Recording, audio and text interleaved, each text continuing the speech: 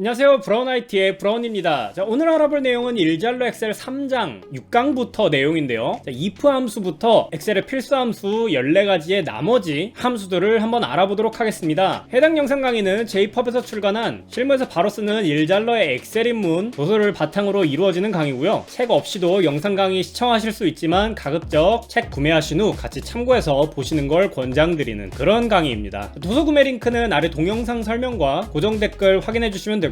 예제 파일 다운로드 링크 마찬가지로 아래 동영상 설명에 있습니다. 실습 진행하시기 전 예제 파일 꼭 다운로드 하셔서 영상 강의 시청하시면서 혹은 시청하신 후에 꼭 따라해 보실 수 있길 바라고요. 영상 구독, 좋아요 아직 안 누르셨다면 꼭 한번 부탁드리겠습니다. 자, 그러면 엑셀 함수 if 함수부터 학습해 보도록 하겠습니다. 자, if 함수는 우선 만약이라는 뜻을 가진 함수답게 지정된 논리식 조건이라고도 하는데요. 이 조건을 바탕으로 두 가지 결과값을 반환하는 그런 함수입니다. 자, if라는 단어가 들어간 함수에서 가장 중요한 건 true와 false에 해당하는 조건식인데요. 이 조건식은 논리식이라고도 하고, 자, 보시는 것처럼 이렇게 등호나 부등호를 이용해서 혹은 특정 조건에 맞는 셀 데이터를 바탕으로 해서 true에 해당하는 값이 따로 있을 거고 이 false에 해당하는 값이 따로 있을 겁니다. 그래서 이 true에 해당할 경우 어떤 결과값을 반환을 할지 혹은 false에 해당하면은 어떤 데이터를 반환을 할지 이런 것들을 판단하는 게 if 계열 함수고요. 이 if 계열 함수에서 가장 기초가 되는 이 if 함수가 바로 이 조건을 판단해서 true와 false에 해당하는 데이터를 반환해주는 그런 함수입니다. 사실상 if 함수라고 하면 가장 기본적인 건 이 true와 false에 해당하는 건데요. 자, 보시게 되면 B2셀 같은 경우에는 지금 10이 입력이 되어 있는데, 자, 여기 D5셀 보시면 B2셀이 10과 일치하면 이렇게 true가 반환이 되고, 이렇게 부등호가 양쪽으로 마주보고 있는 상태면 같지 않다라는 의미와 동일합니다. 그래서 B2셀이 10과 일치하지 않으면 이란 뜻인데, 당연히 10이니까 여기는 false가 반환이 되고요. 자, 마찬가지로 B2셀이 10보다 초과하면, 그러니까 10을 넘어야겠죠. 넘어야 되는데 딱 10이니까 마찬가지로 false, 여기는 또 미만이니까 false. 하지만 이상과 이하 같은 경우에는 이렇게 true가 반환되는 걸 확인할 수 있습니다. 자, 그래서 if 함수에서 가장 중요한 건 조건식이고, 이 조건식은 true와 false 두 가지의 값을 반환할 수 있는데, 이 true와 false에 따라서 어떤 값을 반환할지 이것만 사용자들이 지정을 해주면 되는 그런 함수입니다. 자, 그래서 if 함수를 활용한 수식의 예시를 한번 알아볼 텐데요. 자, 여기 보시면 이 5셀에 성장률을 입력해야 되는데, 자, 성장률 같은 경우에는 이렇게 등호 입력해 주시고 올해 대비, 자, 전년도고, 성장률 같은 경우에는 퍼센트로 나오기 때문에 여기서 마이너스 100%를 해주려면 마이너스 1을 입력을 해주시고 엔터를 누르면 이렇게 33%가 반환되는 걸 확인할 수 있습니다. 그래서 이 식을 이렇게 채우기들을 복사한 다음에, 자,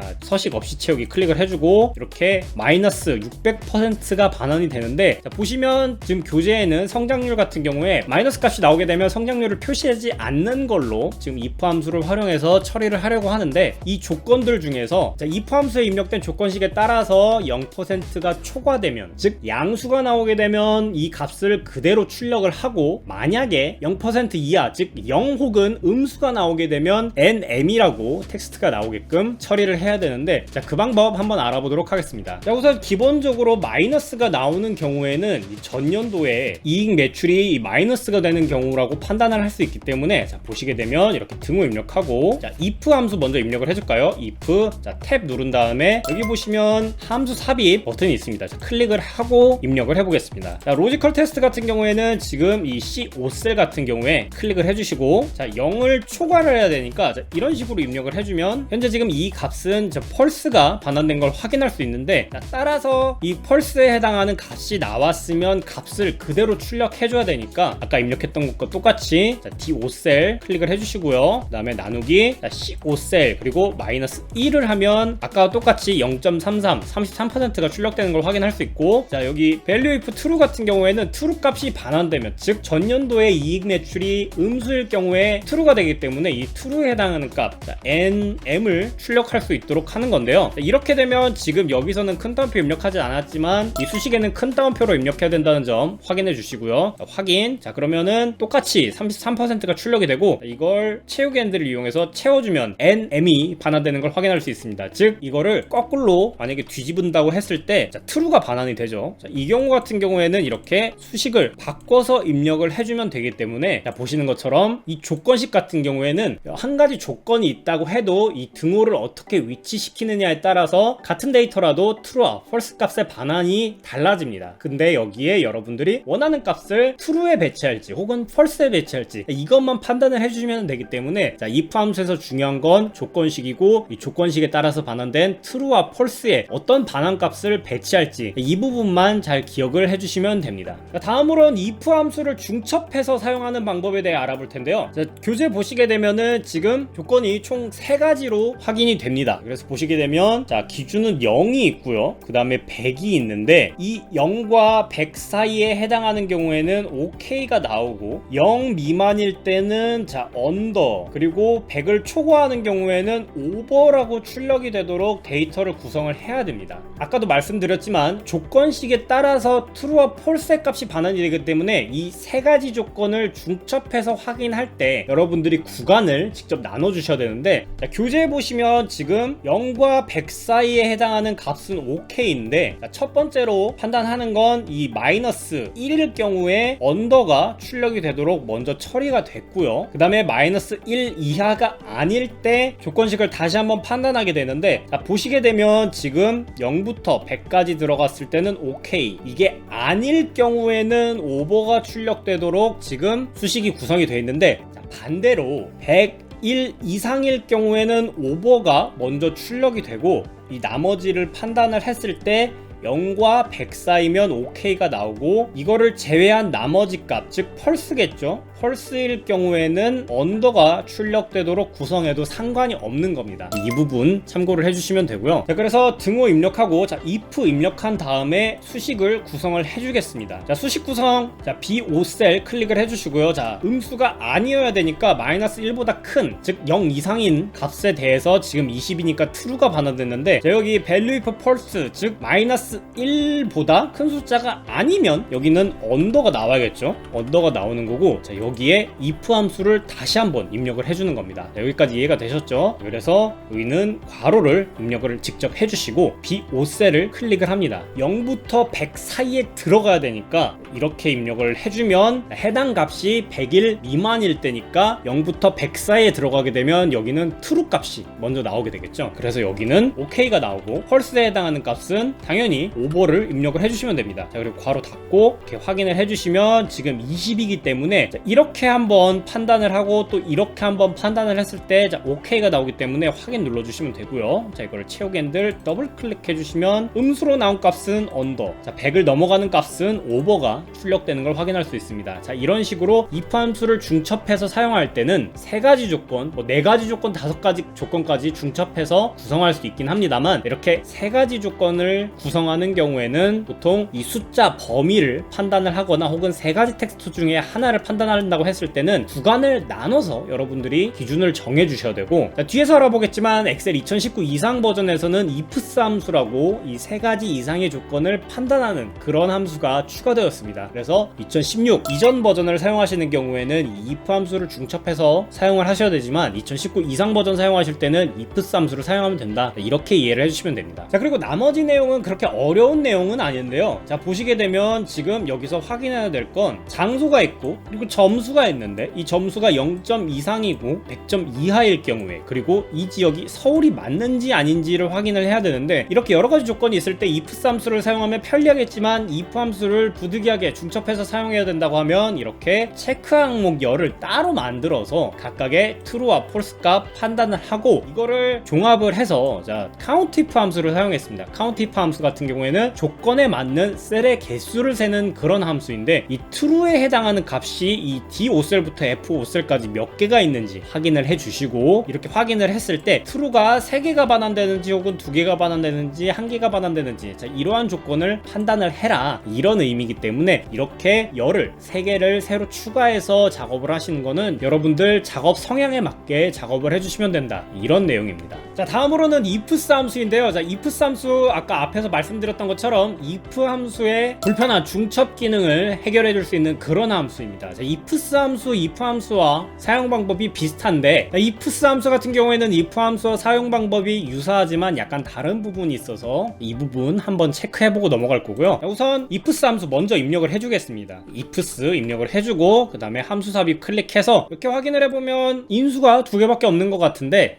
나머지는 인수 이렇게 클릭해주면 계속 늘어나니까 이 부분 확인을 해줄 거고요. 자, 확인해야 할 데이터는 아까와 동일합니다. 똑같이 이렇게 0과 100 사이에 들어가는 경우에는 OK, 그 다음에 음수로 나올 경우에는 자 언더가 되고 100을 초과하는 경우에는 자 오버가 나오도록 이렇게 구성을 해주겠습니다. 네, 그러면 아까 if 함수 같은 경우에는 이렇게 3가지 조건이 있을 때 어떤 특정 구간을 나눠서 나머지 하나를 처리하는 식으로 판단을 했었는데, 자 ifs 함수 같은 경우에는 이 로지컬 테스트, 즉 논리식이 계속해서 반복되고 여기에 맞는 true 값을 판단하는 그런 함수인데요. if 함수와 살짝 다른 부분은 첫 번째로 조건 1을 판단을 하고 조건 1에 해당하지 않는 나머지 값이 있을 때 두 번째 조건을 판단을 하고 이 첫 번째와 두 번째 조건에 해당하지 않는 나머지 데이터가 조건 3, 자 이런 식으로 가게 되는데 조건을 여러 개를 늘려가면서 입력을 해줄 수 있습니다. 자, 그래서 확인을 해보면 데이터는 지금 B5죠. B5고 B5가 0보다 작을 때니까 이렇게 입력을 해주시고, 자 펄스가 나오는 거 보이시죠? 그래서 이 값이 true일 때 언더가 될 거고요. 자, 그래서 두 번째 조건은 음수가 아닌 나머지 값들이기 때문에 지금 여기서 0 이상의 데이터는 모두 포함된다고 보시면 됩니다. 그래서 두 번째 조건 같은 경우에는 0을 초과하고는 생략이 되고 여기서 100 이하인 데이터가 되겠죠. 자, 그래서 B5셀 다시 한번 클릭을 해주시고 여기는 101 이런 식으로 입력을 해주시면 됩니다. 자, 그리고 여기는 OK가 될 거고요. 그리고 나머지는 101을 초과하는 데이터이기 때문에 여기는 그냥 true로 입력을 해주시면 됩니다. 자, 그러면 나머지 데이터는 전부 true에 걸리기 때문에 여기는 그냥 over 이렇게 입력을 해주시면 되고요. 그래서 채우기들 채워주시면 이렇게 정상적으로 데이터가 출력되는 걸 확인할 수 있습니다. 자, 교재에는 100일 미만인 데이터를 중간에 이 OK로 판단하게끔 수식이 입력이 돼 있을 텐데 이렇게 입력을 해도 상관이 없다. 즉 아까 앞에서 말씀드렸던 것처럼 if 함수나 ifs 함수나 이 조건식 같은 경우에는 여러분들이 true와 false를 판단할 때 이 조건식을 어떻게 짜느냐는 이 여러분들 작업 스타일 혹은 아까도 봤던 것처럼 이 구간을 나눴을 때 어떤 게 이해하기 쉽냐로 판단을 해주시면 되기 때문에 사용 방법 그렇게 어렵지 않습니다. 이 조건식 짜는 것만 여러분들이 사전에 한번 머릿속으로 생각을 하시고 이렇게 구성을 하면 된다. 이렇게 이해를 해주시면 됩니다.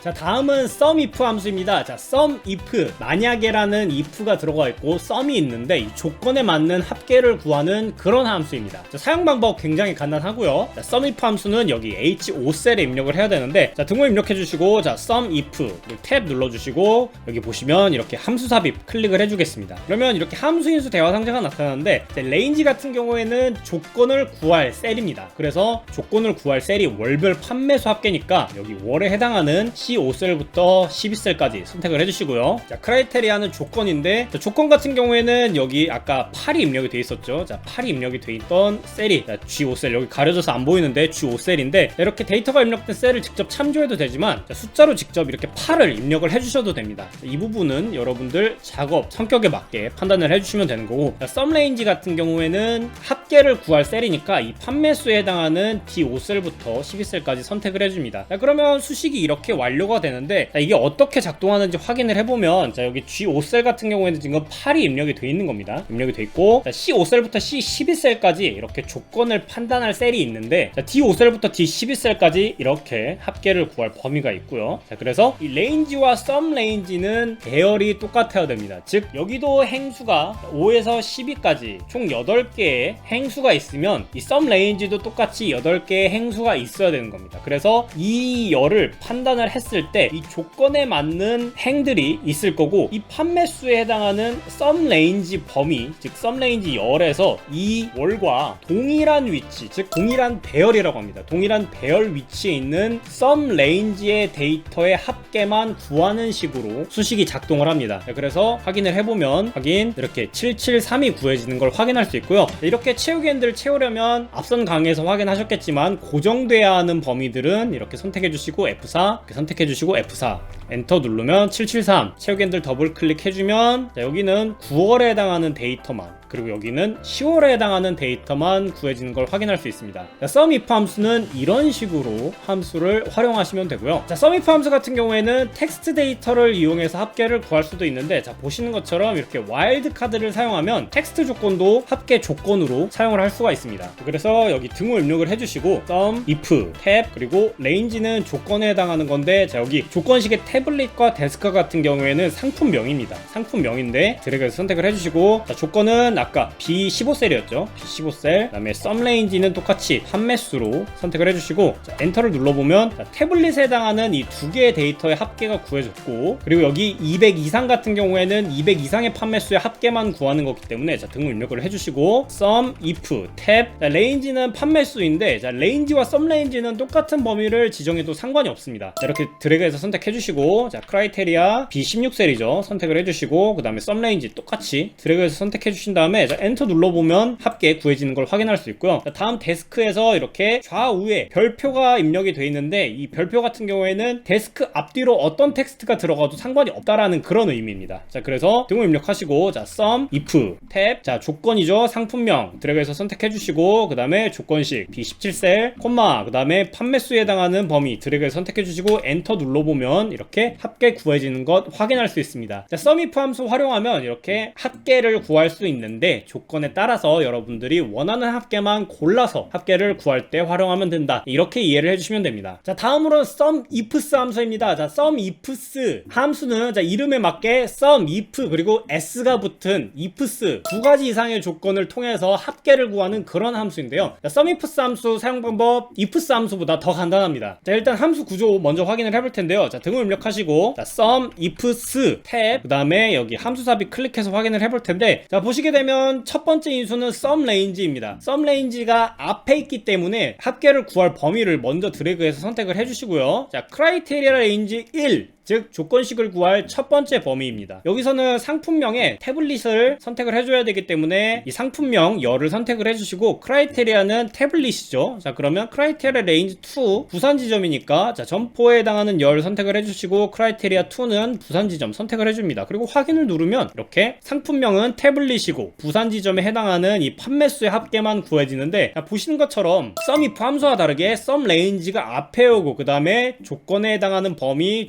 조건에 해당하는 범위 조건, 이런 식으로 계속 반복만 되는 거기 때문에 여러분들 사용 방법 그렇게 어렵지 않고요. 당연히 두 가지 이상의 조건을 판단을 할 수 있기 때문에 기간 같은 경우에는 이 특정 날짜로부터 특정 날짜까지 이 사이의 데이터의 합계를 구한다라고 하면 sumifs 함수를 활용하시면 됩니다. 그래서 개시일과 종료일 조건을 이렇게 입력을 해주시고, 자, 등호 입력하시고, 자, sumifs 탭, 그 다음에 판매수에 해당하는 범위를 선택을 해주시고, 콤마, 그 다음에 매출일에 해당하는 범위, 콤마, 개시일, 콤마, 매출일에 해당하는 범위 다시 한번 선택을 해주시고, 콤마, 종료일 바로 닫고 엔터를 눌러주시면 이렇게 특정 기간 시작일로부터 종료일 사이에 해당하는 데이터의 합계를 구할 수도 있다, 이런 식으로 확인을 해주시면 됩니다. 자, 그리고 날짜를 구할 때는 아까 앞에서 보셨던 것처럼 직접 조건식을 입력해도 되지만, 그렇게 조건식 입력하게 되면은 데이터가 살짝 지저분해지기 때문에 이렇게 날짜를 직접 입력하고 수식에다가 부등호를 이렇게 AND 연산자로 더해서 셀을 직접 참조하는 방식으로 수식을 구성하시면, 자, 이렇게 눌러볼까요? 이렇게 구성이 되어 있는데요. 이런 식으로 구성하면 더욱더 깔끔하게 데이터를 구성할 수 있다, 이런 식으로 sumifs 함수 사용 방법 이해를 해주시면 됩니다. 자, sumifs 함수의 가장 강력한 기능 중에 하나는 크로스탭 테이블을 구성하기 편리하다는 점입니다. 자, 크로스탭 테이블은 행과 열에 머리글이 지정이 되어 있고, 이 행과 열이 만나는 지점의 데이터를 보통 합계표로 구할 때 많이 사용하는데요. 자, 보시게 되면 점포, 월, 그 다음에 연도에 해당하는 이런 데이터를 크로스탭 테이블 형식으로 구성을 해야 된다라고 하면 sumifs 함수를 사용하시면 됩니다. 자, 함수 입력 방법 굉장히 간단하고요. 자, 등호 입력을 하시고, 자, sumifs 탭 눌러주시고, 자, sum range 더할 범위는 당연히 판매수니까 판매수 클릭해 주시고 컨트롤 시프트 아래 방향키 눌러 주시고, 콤마, 자, 크라이테리아 레인지는 조건입니다. 조건인데, 자, 점포 먼저 구해 볼까요? 점포에 해당하는 열 전체 선택을 해 주시고, 콤마, 그다음에 크라이테리아 서울이죠. 서울 선택을 해 주시고, 자, 콤마, 자, 두 번째 조건은 월입니다.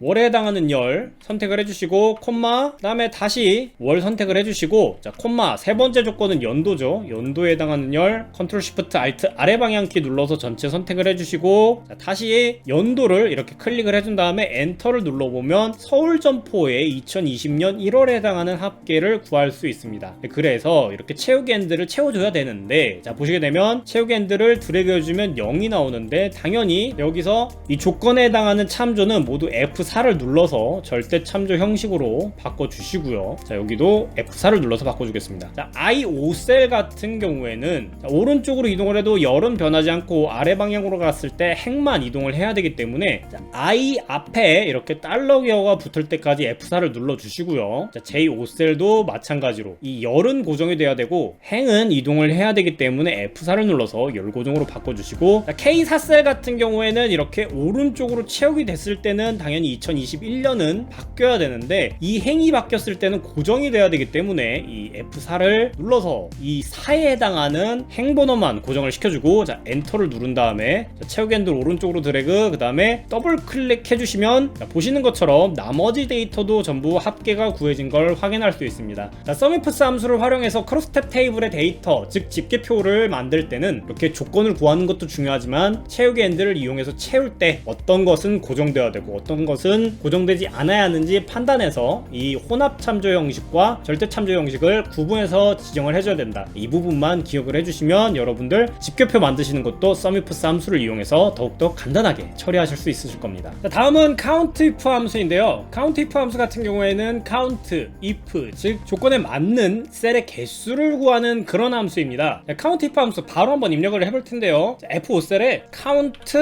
if 입력을 해주시고 탭 눌러서 여기 함수 삽입 클릭을 해줍니다. 자, 그러면 이렇게 range와 criteria 두 가지의 인수가 나타나는데요. countIF 함수 같은 경우에는 조건에 맞는 셀의 개수를 구하기 때문에 이 range에 해당하는 여기 C5셀부터 C11셀까지 되겠죠. 자, 그리고 criteria는 여기 아까 있던 이 출석이 해당될 텐데, 자, 조건에 맞는 셀의 개수를 구하는 거기 때문에 이 range는 하나만 있고 criteria 조건이 붙어서 이렇게 두 개의 인수만 입력을 해주시면 됩니다. 이렇게 확인 클릭을 해주시고, 결석도 마찬가지로, 자, count if 입력을 해주시고, 자, range 똑같습니다. 드래그 해서 선택을 해주시고, 다음에 결석에 해당하는 이 5셀이죠 선택을 해주시면은 이렇게 5, 2가 나오는데, 자, 미확인 같은 경우에는 여기 출결에 미확인이라고 입력이 안 되어 있는데, 자, 여기 같은 경우에는 count blank를 입력을 해주시면, count blank 함수 같은 경우에는 빈 셀의 개수를 구하는 거기 때문에 인수가 range밖에 없습니다. 그래서 드래그해서 선택을 해주시고 엔터를 누르면 이렇게 미확인에 해당하는 이 빈 셀의 개수를 구해서 이렇게 1이 입력되는 걸 확인할 수 있습니다. 자, 그리고 count 계열 함수 같은 경우에는 아까 앞서서 보셨듯 count blank도 있고 count도 있고 count a, count if 뭐 여러 가지 종류가 있습니다만, 이 count 계열 함수를 사용할 때는 적절한 함수를 사용해야 정확한 값을 구할 수가 있는데요. 자, 보시게 되면 이렇게 정상 계산이라고 된 거는 %가 어쨌든 숫자로 나오는 경우인데, 숫자가 입력된 셀의 개수를 구할 때는 보시는 것처럼 count 함수를 사용하고 이렇게 nm이라고 되어 있는데, 지금 여기 수식 같은 경우에는 한 글자 이상의 텍스트 데이터가 입력된 경우의 개수를 구하는 거기 때문에 countIF 함수를 사용했고, 여기에 와일드카드를 사용해서, 자, 물음표 별표죠. 자, 물음표 같은 경우에는 한 자리의 텍스트 데이터를 의미하고, 자, 별표 같은 경우에는 자릿수에 상관없이 모든 텍스트 데이터를 의미하기 때문에 한 자리 이상의 텍스트 데이터의 개수를 구할 때는 이런 식으로 countIF 함수를 사용해서, 자, 물음표와 별표를 사용해줬고, 자, 미입력 같은 경우에는 count blank를 사용해도 되지만 countIF 함수에 이 criteria를 큰 따옴표 두 개만 입력해서 아무 데이터도 없다라는 식으로 텍스트 데이터 조건을 입력을 해주면 이렇게 빈셀의 개수도 구할 수 있다. 자, 이런 부분까지 이해를 해주시면 더욱 좋습니다. countIF 함수 같은 경우에는 아까 sumif와 sumifs 함수의 상관관계와 동일하게 countIF 함수의 두 가지 이상의 조건을 판단할 때 사용하는 그런 함수인데요. countIF 함수를 사용하면 이렇게 대상 점포에 해당하는 조건이 있고, 또 이 상품별 판매수, 즉 상품명에 해당하는 조건을 구할 때 이 두 가지 조건을 동시에 만족하는 경우에 개수를 구할 수 있는 그런 함수입니다. 바로 한번 입력을 해볼 텐데요. 자, countIFs 입력을 해주시고 함수 삽입 클릭을 해주시고, 자, 함수 인수 대화 상자에서 criteria range, 자, 조건에 해당하는 상품명 열을 드래그해서 선택을 해주시고, 자, criteria가 여기 G4셀이었죠 선택을 해주시고, criteria range 2는 점포 열을 선택을 해주시고, 자, 대상 점포에 해당하는 이 서울 본점을 선택을 해줍니다. 그리고 확인을 클릭하면 이렇게 2가 출력되는 걸 확인할 수 있고, 조건을 판단할 범위는 절대 참조로, 그 다음에 서울 본점 같은 경우에도 절대 참조로 바꿔주시고, 채우기 핸들 더블 클릭, 그 다음에 서식 없이 채우기 클릭을 해주시면 이렇게 판매수를 구할 수가 있습니다. 그래서 수식을 간단하게 보면서 확인을 해보면, 카운트 if 함수 같은 경우에는 이렇게 두 개의 조건이 따로따로 있는데 어떻게 개수를 구하는지 확인을 해보면, 자, 데스크탑에 해당하는 데이터는 총 3개가 있고, 자, 서울 본점에 해당하는 데이터는 이렇게 3개가, 4개가 있네요. 4개가 있는데, 자, 이 두 개의 열, 즉 배열이 똑같이 존재하고 있을 때, 자, 보시게 되면 이렇게 두 가지 조건을 동시에 만족하는 배열의 개수를 구하는 방식으로 작동을 합니다. 그래서 즉 크라이테리아 레인지를 구하실 때는 행수가 똑같은 두 가지 이상의 열을 선택을 해주셔야 된다는 점 꼭 기억을 해주시고요. 아까 말씀드렸던 것처럼 이렇게 채우기 핸들을 사용하실 때는 항상 참조 형식을 꼭 확인을 해서 입력을 해주셔야 채우기 핸들을 이용했을 때 데이터를 정상적으로 채울 수 있다. 이 부분까지 확인해 주시면 좋습니다. 자, count if 함수를 사용하면 텍스트 데이터에 있는 두 가지 이상의 조건을 한 번에 확인할 수 있는데요. 자, 보시게 되면 보통 소속이 서울 본점이 잘려 있고, 보통 이 부서에 해당하는 열이 보통 분리가 돼서 이렇게 부서 입력되는 경우가 많은데, 이렇게 한 개의 열로 입력이 돼 있는 경우에는, 자, 서울 영업 이렇게 데이터를 따로 입력을 해주시고, 와일드 카드를 사용해서 데이터를 입력을 해주신 다음에, 자, 첫 번째 조건에 맞는, 자, C4셀, 여기 이 데이터죠. 데이터에 서울 텍스트가 있는지 확인을 하고, 그 다음에 영업에 해당하는 데이터가 있는지 확인을 해서 서울과 영업이 동시에 일치하면, 자, 1을 반환을 해주는데, 자, 이런 식으로 여러분들 데이터를 확인해서 이 합계를 구하면, 자, 이런 식으로 한 개의 열로 구성된 데이터에서도 두 가지 이상의 텍스트 조건의 개수를 구할 수 있다. 자, 이렇게 이해를 해주시면 됩니다. 자, 이 내용 확인해 주시면 여러분들 만약에 주소 데이터가 있을 때, 자, C9를 데이터 열로 나누지 않고 하나의 주소로 입력이 돼 있을 때 서울에 해당하고, 또 예를 들어서 뭐 마포구에 해당하는 데이터가 있다 라고 하면 이런 식으로 개수를 구할 수 있다.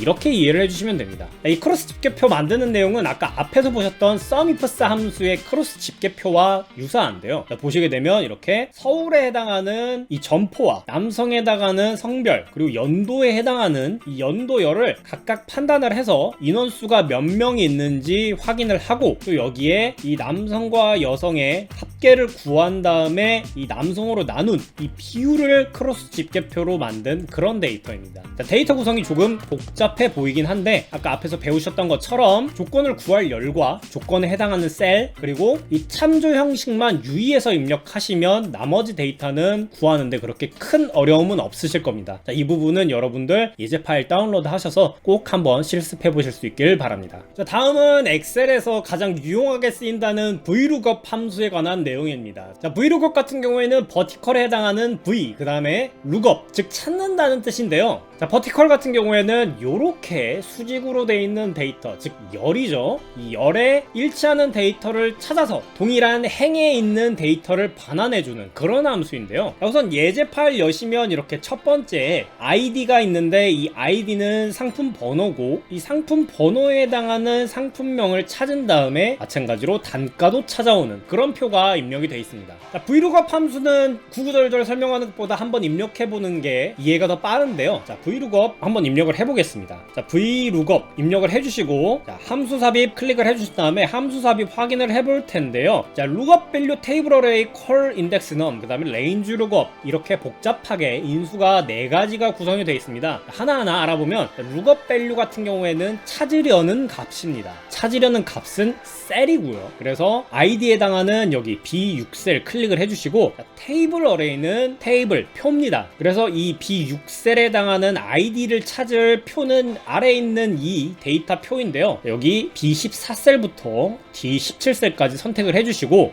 call index num은 몇 번째에 있는 열을 가져올 거냐, 여기는 상품명이기 때문에 두 번째에 해당하니까 이 두 번째에 해당하는 상품명 2를 입력을 해주고, 그 다음에 range lookup 같은 경우에는 보통 false, true 아니면 1, 0 이런 식으로 입력을 해주는데, 정확하게 일치하는 값을 찾을 때는 false 혹은 0을 입력을 해줍니다. 그래서 여기는 false 이렇게 입력을 해주시고요. 자, 확인을 클릭하면 수성 볼펜 빨강 A002에 해당하는 이 데이터가 입력되는 걸 확인할 수 있고, 자, 마찬가지로 이 데이터 복사를 한 다음에 그대로 붙여 넣어주시고, 자, 단가는 세 번째 열이니까 3을 입력을 해주시고 엔터를 누르면 단가까지 가져와지는 걸 확인할 수 있습니다. 자, 이 VLOOKUP 함수 같은 경우에는 인수 구성이 조금 어렵다고 생각되실 수 있는데, 자, 셀표 연령 이런 식으로 외워주시면 됩니다. 자, 셀표 연령, 셀은 찾을 값이고요, 표는 찾을 값이 포함된 표고, 열은 몇 번째 열을 가져올지, 그리고 마지막 인수는 그냥 0을 입력을 해주면 정확하게 일치하는 값을 찾아온다, 이렇게 이해를 해주시면 됩니다. VLOOKUP 함수 같은 경우에는 두 가지를 조심을 하셔야 되는데, 첫 번째로 VLOOKUP 함수에서 찾을 값에 해당하는 표는 이 첫 번째 열이 꼭 찾을 값이 있어야 되고, 즉 이 아이디가 두 번째나 세 번째 열이 있으면 아이디를 이용해서 데이터를 가져올 수 없기 때문에 항상 이 찾으려는 값이 가장 앞에 오도록 데이터를 구성해 주셔야 됩니다. 그리고 보통 이렇게 NA 에러가 발생하는 경우에는 이 찾으려는 값이 이 표 안에 없을 때, 즉 첫 번째 열에 찾으려는 값이 없다면 NA 에러가 반환되기 때문에 이렇게 A001 입력을 해주시면 데이터가 정상적으로 찾아와지는 것 확인할 수 있고, 여기는 A002 그리고 여기는 뭐 B001 이런 식으로 입력해 주시면 NA 에러가 처리되는 걸 확인할 수 있습니다. 자, 만약에 NA 에러가 발생했는데 표에 데이터가 없다라고 하면은 에러 메시지가 반환되면 안 되기 때문에 이때는 if 에러 함수, 앞에서 배우셨죠? if 에러 함수를 활용하셔서 NA 에러가 반환될 때 이 오류값, 뭐 데이터가 없다라던가 이런 부분들 처리해 주시면 여러분들 표 데이터 구성하실 때 좀 더 유용하게 활용하실 수 있으실 겁니다. 그리고 마지막으로 이 VLOOKUP 함수 사용하실 때 테이블 구성에서 이렇게 상품 번호가 입력이 되어 있는데, 보시면 자, A001이 두 번이 입력이 되어 있고 A002도 두 번이 입력되어 있습니다. 이런 것처럼 이런 데이터 표를 구성하실 때 맨 앞에 있는 열은 반드시 절대값으로만 구성을 해야 되기 때문에 이런 부분들 체크를 하시려면 조건부 서식 들어가셔서 셀 강조 규칙에 이렇게 중복값을 클릭을 해주시면 중복되는 데이터를 확인할 수 있기 때문에 중복되는 데이터 확인하셔서 여러분들 데이터를 정리를 해주시면, 자, 중복값 표시 사라지는 거 보이시죠? 자, 이런 식으로 데이터 표를 관리를 해주셔야 VLOOKUP 함수에 활용할 수 있다. 자, 이 부분까지 체크해 주시면 더욱 좋습니다. 자, 다음은 XLOOKUP 함수인데요. XLOOKUP 함수 같은 경우에는 VLOOKUP 함수의 업그레이드 버전으로 마이크로소프트 365 최신 버전 혹은 엑셀 2021 이상 버전에서 사용하실 수 있는 그런 함수입니다. 자, XLOOKUP 함수를 사용하시면 VLOOKUP 혹은 HLOOKUP보다 더욱더 유용하게 활용하실 수 있는데요. 자, XLOOKUP 함수를 사용하면 아까 앞에서 보셨을 때는 이렇게 아이디가 있고 상품명과 단가를 가져오는데, 이 아이디 같은 경우에는 항상 앞에 입력을 해야 이렇게 데이터를 가져올 수 있었지만, XLOOKUP 함수를 사용하시면 이렇게 메모패드 데이터를 활용해서 아이디를 가져올 수도 있습니다. 자, 어떻게 활용하는지 함수 인수 확인을 해볼 텐데요. 자, lookup value 인수는 찾을 값입니다. 여기서는 메모패드로 찾아올 거고요. 자, ESC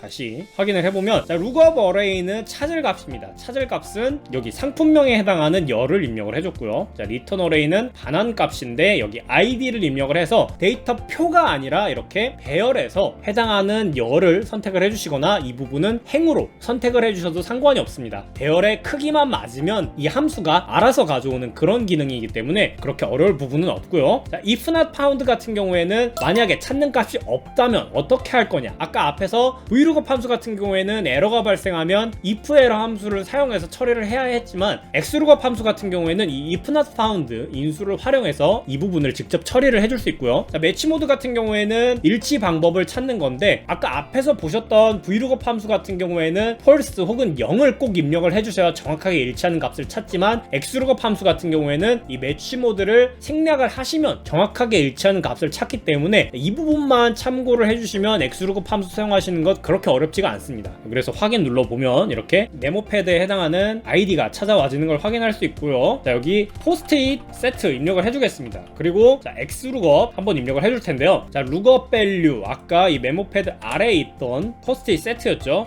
lookup array 상품명에 해당하는 열 선택을 해주시고, 자, return array 똑같이 선택을 해줍니다. 그리고 엔터 누르면 포스트잇 세트에 해당하는 B002가 반환되는 걸 확인할 수 있습니다. 자, 책에 나와 있는 내용은 아까 앞에서 말씀드렸던 것처럼 찾는 값이 없을 때 에러가 발생할 때는 if not found 인수를 이용을 해서 if 에러 대신 처리를 해줄 수 있다. 그리고 또 이 크기가 일치하는 배열로 지정을 해줘야 값을 추출해 올 수 있다. 자, 이런 부분이었는데요. 자, XLOOKUP 함수의 강력한 기능 중에 하나가 바로 바로 동적 배열을 이용해서 범위도 가져올 수 있다는 그런 기능이 있습니다. 자, 범위를 가져온다는 건 무슨 뜻이냐면, 자, 이렇게 id가 있을 때 xlookup 함수를 이용해서 return array였죠. 자, return array를 이렇게 두 개의 열로 지정을 해주면 이 행방향으로 데이터를 찾아서 가져오는 그런 테이블로 구성이 되어 있기 때문에 이렇게 두 개의 열을 동시에 가져오게 됩니다. 그래서 여기 단가 부분에 해당하는 여기를 클릭해 보면 수식이 회색으로 입력이 되어 있는데요, 동적 배열은 이렇게 데이터를 하나만 입력했을 때 엑셀이 인접한 셀에 빈 셀이라면 자동으로 데이터를 채워주는 그런 기능으로 이해하시면 편리한데, 이렇게 동적 배열을 사용해서 일치하는 데이터의 범위도 가져올 수 있다. 자, 이런 부분까지 체크를 해주시면 xlookup 사용하실 때 vlookup은 이렇게 참조 형식을 바꿔가면서 채우기 핸들을 사용해야 됐지만 이렇게 범위로도 가져올 수 있다. 이렇게 이해를 해주시면 됩니다. 자, 마지막으로 year-month 함수입니다. 자, year-month 함수는 end of month라는 뜻으로 해당 달의 마지막 날짜를 구하는 그런 함수인데요. 자, 보통 우리가 몇 월에 며칠까지 있는지 이 마지막 날짜를 구하기 굉장히 귀찮고 또 기억도 잘 안 나는 경우가 많은데, 이렇게 등호 입력해 주시고 year, month 입력을 해주시면은, 자, 스타트 데이트는 시작 날짜입니다. 여기 1월 20일이 있는데 이렇게 클릭을 해주시고, 자, 콤마 그리고 몬스 같은 경우에는 이 스타트 데이트에서 몇 달 뒤에 마지막 날짜를 구할 거냐라고 해서 1월에 마지막 날짜를 구할 거면 0을 입력을 해주시고 엔터를 누르면 이렇게 숫자가 입력됐네요. 날짜 데이트 형식으로 바꿔주겠습니다. 자, 1월의 마지막 날짜고 한 달 뒤 1을 입력을 해주시면 이렇게 2월 28일까지 데이터가 구해지는 것 확인할 수 있고, 날짜는 이렇게 앞에서 보셨던 것처럼 자세한 날짜로 바꿔주시거나 컨트롤 1을 눌러서 이 셀 서식 대화 상자에서 원하시는 날짜 형식으로 바꿔주실 수가 있습니다. 자, 이렇게 year-month 함수 활용해서 각 월의 마지막 날짜 구하실 때 스타트 데이트와 이 month 임수만 입력을 해주시면 쉽게 구할 수 있다. 이렇게 이해를 해주시면 됩니다. 자, 그럼 지금까지 엑셀 사무에서 자주 활용하는 14가지 엑셀 함수에 대해서 알아봤는데요. 물론 이것보다 더 많은 함수가 엑셀에 있습니다. 하지만 이 14가지 함수만 아셔도 여러분들 엑셀 활용하시는데 그렇게 큰 불편함 없으실 거고요. 엑셀 학습하시면서 더 필요하신 함수가 있으시다라고 하시면 앞에서 말씀드렸던 것처럼 그때그때 학습을 하시고, 여러분들이 2번, 3번 이렇게 직접 입력을 하시다 보면 금방 이해가 되실 수 있으실 겁니다. 자, 지금까지 배운 내용들 잘 확인하셔서 엑셀 업무에 활용하실 수 있길 바라고요. 자, 그러면 지금까지 배운 엑셀 함수에 관한 내용 도움 많이 되셨다면 구독, 좋아요 꼭 부탁드리고요. 자, 다음 강의는 엑셀에서 실수를 줄일 수 있는 여러가지 유용한 기능들에 대해서 알아볼 수 있도록 하겠습니다. 지금까지 영상 강의 시청하시느라 수고 많으셨습니다. 감사합니다.